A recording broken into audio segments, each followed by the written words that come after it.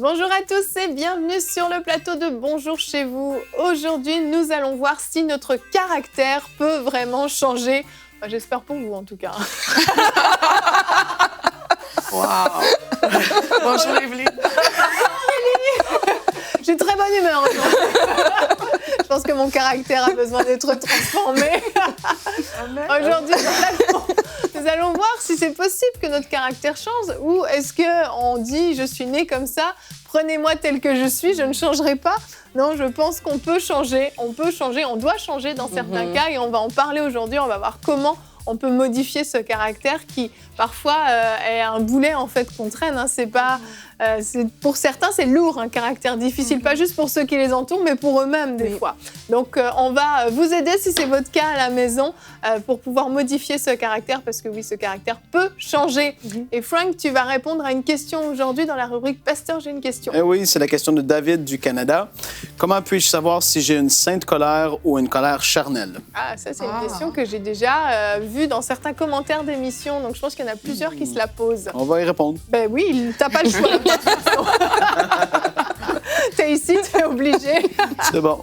Nadine, on va parler donc du livre de la semaine aujourd'hui. Oui, un livre très à propos de Joyce Meyer, Adopter des bonnes habitudes, rompre avec les mauvaises, 14 attitudes clés qui dynamiseront votre vie. Donc, alors qu'on parle de caractère, c'est un livre qui va vraiment venir nous expliquer comment se défaire d'un mauvais caractère. Et quand on parle caractère, on pense à Joyce, non pas qu'elle ait mauvais caractère, mais parce que c'est quand même l'enseignante par excellence dans ce domaine-là. Et on terminera, Aurélie, avec un témoignage sur le caractère aujourd'hui. C'est un témoignage qui vient du Togo. Et on va voir comment Dieu s'est servi d'une émission Parole de femmes pour libérer une personne des remords et de la culpabilité. Ah, ça c'est bien, c'est encore mieux, encore mieux, c'est parfait. Et Aurélie, on reste avec toi parce que c'est toi qui fais la pensée du jour.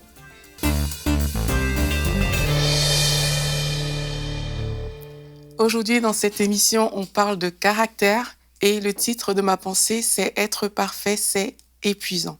Lorsqu'on décide en fait de baser notre changement de caractère sur nos propres efforts, ça peut vite devenir lassant parce que quelquefois, ce qui se passe dans la vie, c'est qu'on voit, parce qu'on nous l'a dit peut-être, ou alors parce que nous-mêmes, on a constaté qu'on a un défi au niveau de notre caractère et on décide de poser des actions par nous-mêmes pour pallier à cette difficulté. Par exemple, j'ai un problème d'indiscipline et là, je me dis, il faut que je devienne une personne plus posée et je mets comme ça des espèces de choses à faire devant moi pour devenir cette personne posée. Et ce n'est pas mauvais de faire ça, mais on le fait une fois, deux fois. Dans le meilleur des cas, ça peut durer sur une longue période, mais très souvent, après 2 jours, pour moi, je réalise que, voilà, j'ai essayé et ça n'a pas marché.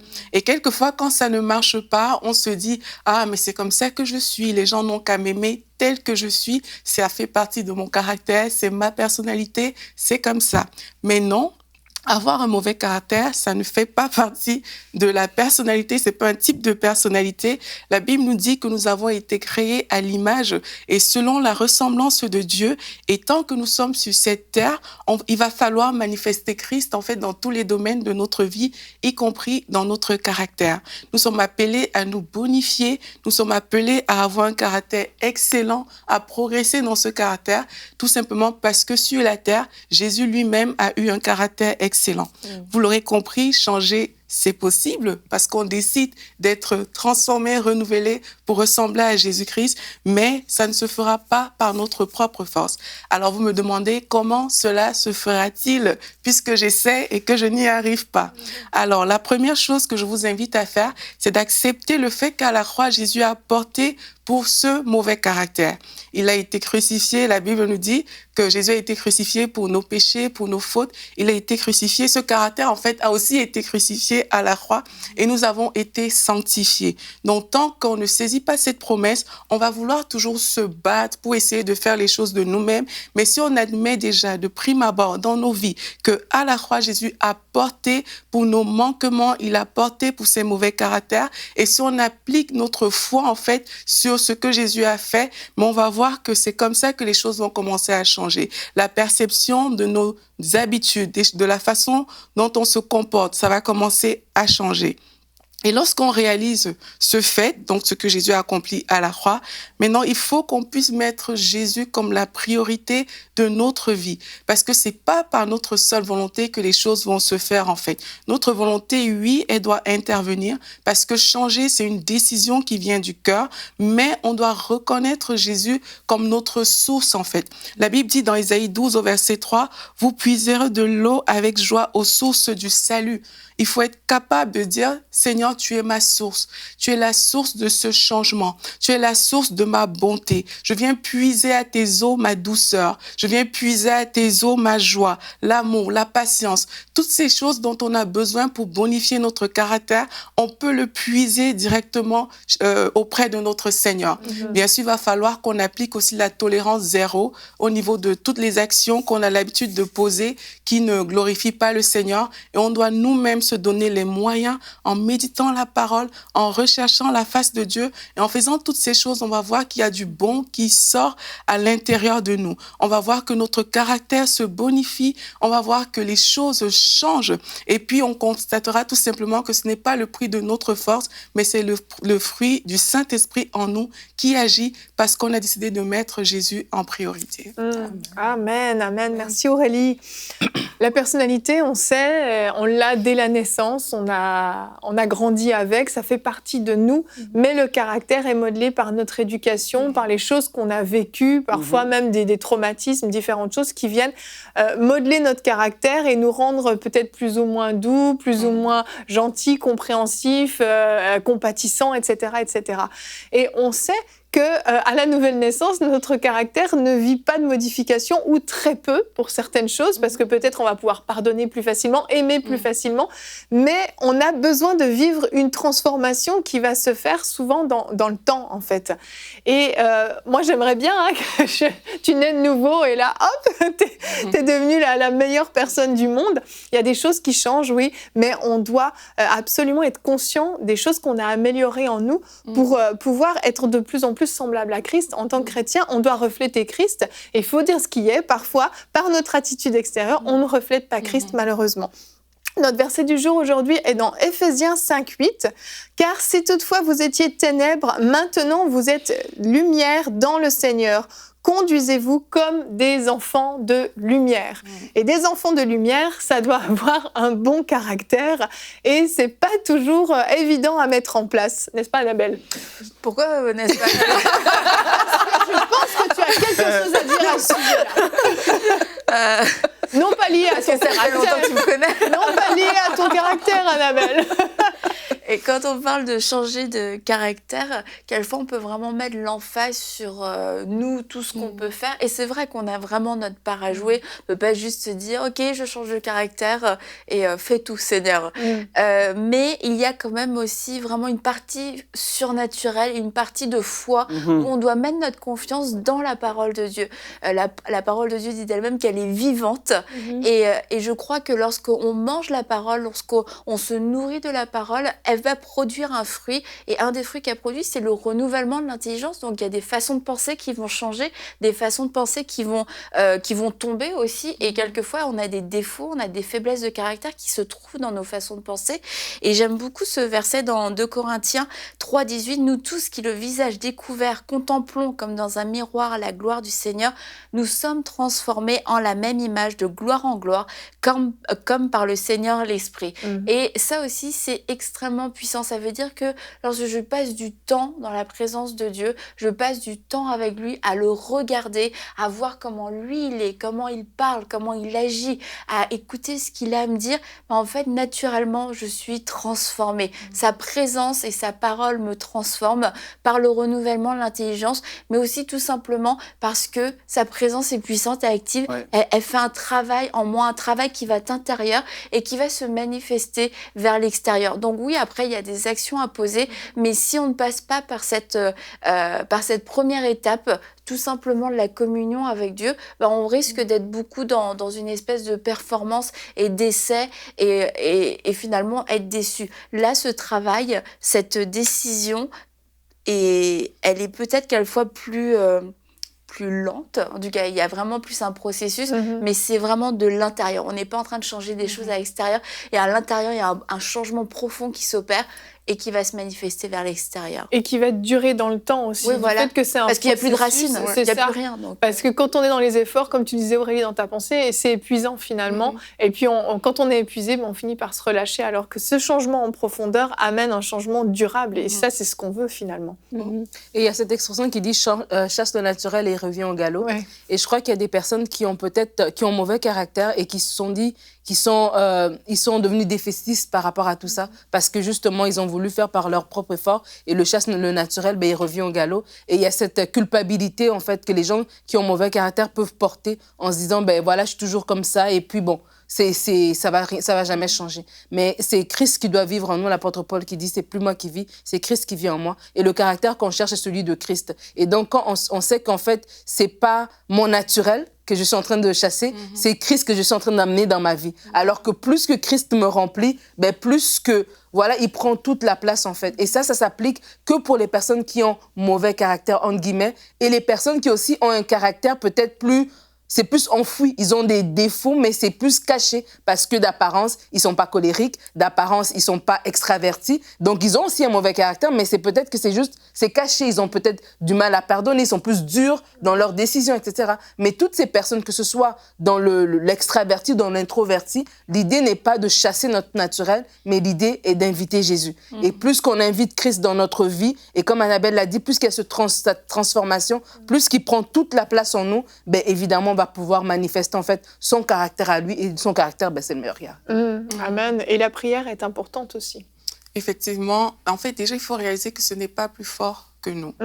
Il y a dans Jean 17, la prière que Jésus a faite, qui est, pour moi, m'interpelle beaucoup.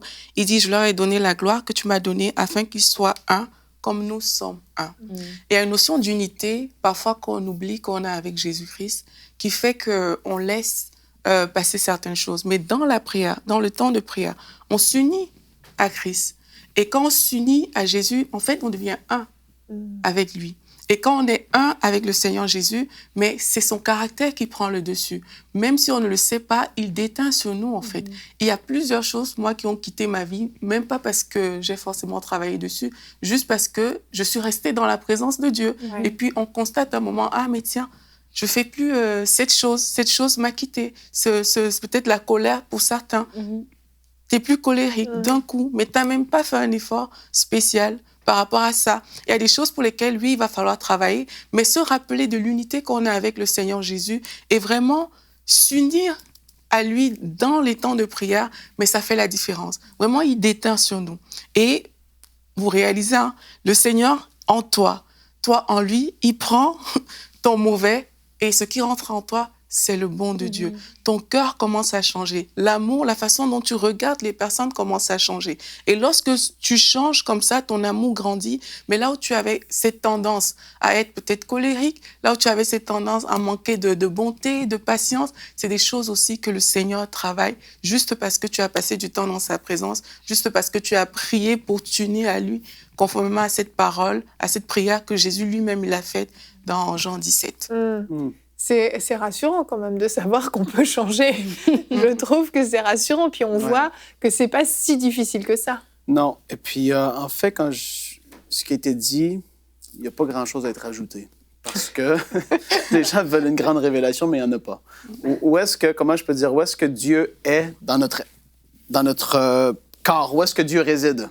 Veux-tu bien taper droit sur sa bédaine, Evelyne? Dans notre esprit, je ne taperai pas droit sur ma bédaine. Sous-titrage, veux-tu bien taper droit sur ton ventre? non, mais on dit souvent là parce que c'est là qu'on va le plus profond de nous-mêmes, dans notre esprit. Dieu est là. Toutes choses sont devenues nouvelles ou dans notre esprit. Et c'est de l'esprit que Dieu nous transforme principalement. Et non seulement ça, mais aussi au travers des gens autour de nous. Parce que quand tu côtoies des gens qui ont un caractère plus raffiné que le tien, qui a été plus travaillé depuis longtemps, et tu vois comment ils réagissent à une situation, toi, t'es là, tu t'énerves, tu veux taper le poing. Et elle, ça ne dérange pas. Et tu dis, mais comment ça qu'elle est comme ça, cette personne? Et tu te dis, mais t'es mis au défi. Et le Seigneur utilise les personnes autour de nous pour que les personnes colériques, que ça puisse se calmer un peu. Et puis, à tous les niveaux. Et mari et femme, je sais, Evelyne, t'aimes pas ça, mais on peut s'encourager quand on voit notre mari ou notre femme un peu s'énerver pour rien. On peut dire, mais tu reprends ton mari ou ta femme. J'avais déjà parlé à ça par rapport à ta femme. Tu peux lui dire, mais prie plus, lis ta parole plus. Tu avais dit, ça m'énerve quand il pense ça. Oui, tu même pas être repris pour ça. Elle a changé, elle a changé. Alléluia. Louons le Seigneur. Parce qu'aujourd'hui, j'ai envie de te dire Amen, mon frère. Et quand ton mari ou ta femme te reprend, il ne faut pas être fâché, en fait. Mais là, il y a un pasteur, j'ai une question à répondre. J'ai plus de temps à discuter avec vous. Je dois répondre à mon pasteur, j'ai une question, Evelyne. On est vraiment content que tu sois avec nous sur ce plateau. Je suis arrivé, là, soudainement, je suis arrivé. Là. Excuse-nous si on te dérange. Hein? Frank répond à la question de David du Canada. Comment puis-je savoir si j'ai une sainte colère ou une colère charnelle? Oui, quand on parle de colère, on pense tout de suite l'image la plus classique de la parole, c'est quand Jésus s'est énervé dans le temple. Et on va le lire ensemble dans Jean 2. À partir du verset 13. La parole dit, la Pâque des Juifs étant proche, et Jésus monta à Jérusalem, il trouva dans le temple les vendeurs de bœufs, de brebis et de pigeons, et les changeurs assis.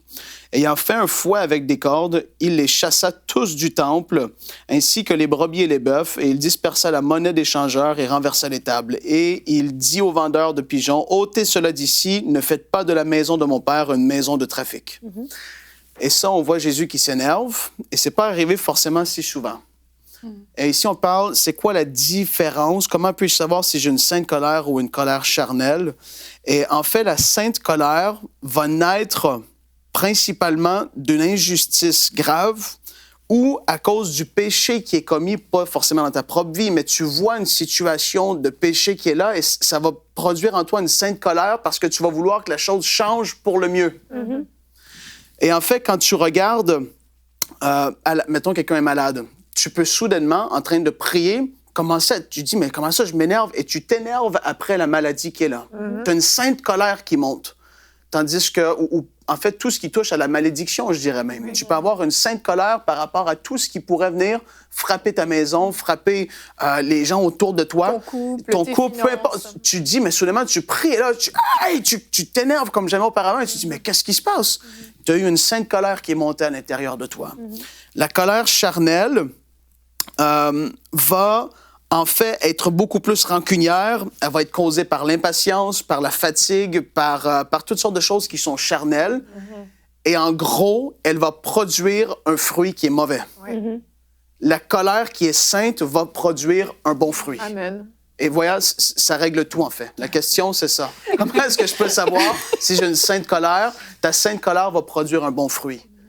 Si tu te mets à t'énerver constamment contre ton mari, ta femme, tes enfants, et t'es quelqu'un qui est colérique, qui est fâché régulièrement pour des petites choses, t'exploses, là, c'est plus une sainte colère. Là, on parle de ta chair qui doit être maîtrisée. Parce que oui, des fois, il y a des fois, on est tellement, aujourd'hui dans la vie, fatigué, épuisé. C'est pas qu'on n'est pas forcément spirituel, c'est à cause du climat de la vie, en fait, de tout. Tu deviens que t'es à bout et pourtant, tu sais que t'es pas comme ça. Ben là, c'est un bon indice d'aller être enfermé et prier un peu et chercher la face de Dieu, en fait.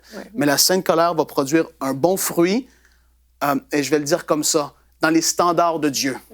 Pour les changeurs et les trafiquants qui étaient là, ça n'a pas été un bon fruit pour eux parce qu'ils se sont fait virer de leur place ou ce qui se faisait de l'argent. Mais en accord avec la parole de Dieu, c'est redevenu la maison de prière. Donc, ça a produit un bon fruit et la colère charnelle va produire un mauvais fruit. Elle va gruger, elle va ronger par en dedans, même quand ça va rester là. Et c'est pour ça que la parole de Dieu nous dit ne te couche même pas avec la colère en dedans de toi, qui est une colère charnelle, justement. Essaie de régler tout le plus vite que tu peux. Ne laisse pas la colère prendre sa place parce que ça va faire des dégâts. Yes. Il y a le fruit, et si tu me permets, je dirais qu'il y a aussi vers qui elle est orientée, cette colère. Parce qu'une sainte colère ne va jamais être orientée sur une personne, sur tes enfants, ta femme, ton mari, ton voisin. Tu avais le point. Vas-y, Frank, tu as encore 8 secondes. Freestyle. La sainte colère va être tournée vers la cause ou les actions de la chose et de ce qui se passe. Comme Jésus, si quelqu'un dans le temple aurait dit « Mais Seigneur, c'est vrai, tu as raison. Je te demande pardon. » Jésus, la colère envers cette personne, il n'y en aurait pas eu. Il aurait vu le cœur repentant, etc.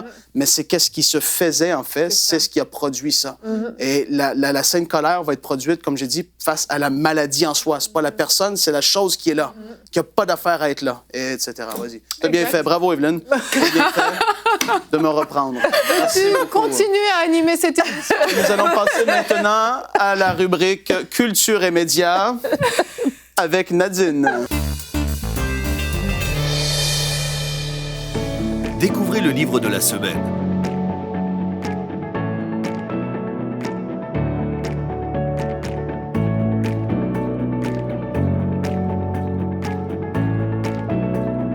Disponible sur emciboutique.com. Je vais te former encore un petit peu. La semaine prochaine, tu seras prêt. Ok, Nadine, on t'écoute. Oui, donc aujourd'hui, je présente le livre de Joyce Meyer. Comme tu l'as dit au début de l'émission, c'est une incontournable quand il vient à l'enseignement sur le caractère. Adopter des bonnes habitudes et rompre avec les mauvaises. Ce livre est disponible sur emciboutique.com. Et le livre, en fait, vient nous donner des points pratiques. Et je te le disais avant l'émission que je pourrais en parler pendant tout le restant de la journée parce qu'il y a tellement de choses, en fait. Mais le but, c'est de juste vous inviter à vous le procurer parce qu'il y a un processus à long terme. Il y a des choses qui changent instantanément, il y a des choses qui changent dans la présence de Dieu, mais il y a des habitudes, en fait, que c'est avec le temps qu'on implémente ces choses de façon séquentielle, avec vraiment un processus mis en place. Et elle dit adopter des bonnes habitudes parce que ce qu'elle vient de dire aussi dans le livre, je trouve qui est très bien, c'est que c'est pas nécessairement de laisser aller les mauvaises choses, mais quand on prend des bonnes choses, ben, elles annulent ou elles éliminent les mauvaises choses. Et ça, je trouve déjà, c'est une bonne façon d'approcher, parce que des fois, on approche en disant, je dois me débarrasser du manque de discipline. Mais si j'approche en disant, je dois développer une routine, et peut-être en développant une routine, en développant des choses tous les jours, ben ça vient enlever ce côté indiscipliné, etc. Donc, elle parle de plusieurs choses, les paroles, les pensées, l'habitude de l'excellence, de la foi, de la générosité, les habitudes émotionnelles, la discipline, valoriser autrui, différentes choses. Et elle dit ici, une habitude est une chose que l'on fait même sans réfléchir, un comportement coutumier ou bien un réflexe systématique acquis par répétition. Donc, 40% de nos actions relèvent de nos habitudes. Donc, c'est vraiment important de dire... Beaucoup, hein, c'est beaucoup, hein. C'est beaucoup. Alors, c'est vraiment important de s'attaquer à nos habitudes, de voir comment on peut développer des bonnes habitudes. Elle dit ici, je vais vous lire le résumé, ça va être plus simple à la fin. Elle a dit un truc très important, de choisir une habitude et de commencer par une chose. On ne change pas tout du jour au lendemain. Comme quand on fait des rénaux, on commence par une pièce, etc. Donc, on commence par une habitude. Ne pas vous laisser submerger par tous les changements qui s'imposent, une chose à la fois, un jour après l'autre. D'être clair quant à notre objectif, de prier, de compter pleinement sur l'aide du Saint-Esprit, de l'aide de Dieu, de nous rappeler Romains 12, 21, qu'on surmonte le mal par le bien. Donc, on se concentre sur ce qu'on souhaite atteindre et non ce qu'on souhaite éradiquer, comme j'ai dit tout à l'heure. Ne pas s'entendre à avoir des résultats immédiats. Donc, il faut persévérer, il faut mettre des systèmes de rappel. C'est vraiment très pratique, elle donne des points très, très pratiques comment faire, conformer nos paroles et nos pensées par rapport à notre objectif. Donc, si je dis, je veux me débarrasser de ma colère, ben, je suis aimable. Et je le dis, je le confesse aussi de ma propre bouche. Je le pense aussi dans mes pensées. Je ne me laisse pas condamner par mon caractère d'hier. Aujourd'hui, à partir d'aujourd'hui, je suis une personne aimable, etc. Et de se réjouir évidemment des victoires qu'on a. Si on tombe, ben on se relève, on chasse la déception et on continue. Et on ne se décourage pas, on n'abandonne pas. Et vraiment, ce livre, il est très, très bon. Il est sur mciboutique.com. Adopter des bonnes habitudes de Joyce Meyer. Merci Nadine, un incontournable pour tous ceux qui veulent vivre un changement dans leur caractère. On vous le recommande vraiment. Nous continuons avec la rubrique témoignages.